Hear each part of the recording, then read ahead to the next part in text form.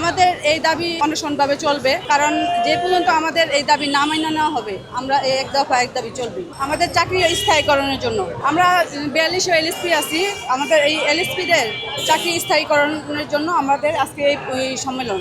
আমরা 2018 থেকে আমরা এখানে আছি। কোভিড সময়টার মধ্যে আমরা খামারিদের বিভিন্নভাবে আমরা সেবা দিয়েছি, যেমন প্রণোদনার ক্ষেত্রে এবং প্রাণীদের স্বাস্থ্য সেবা, যেটা স্বাস্থ্য ঝুঁকির ক্ষেত্রে এটা আমরা বিভিন্ন বাসায় বাসায় গিয়ে খামারিদের প্রাণী সেবা দিয়ে গেছি। ঠিক আছে, সেক্ষেত্রে আমরা এখন হতাশ।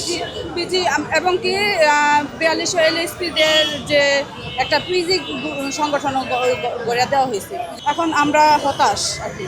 ওদের চাকরি স্থায়ীকরণের জন্যই আসে। তারা আশ্বস্ত বলছে যে আমাদের নাকি কিছু সংখ্যক নেওয়া হবে, তো কিছু সংখ্যক আমরা তো এখন বেকার হয়ে পড়ছি, আমাদের সংসার চলতেছে না, আমরা পথে বসতে আসি।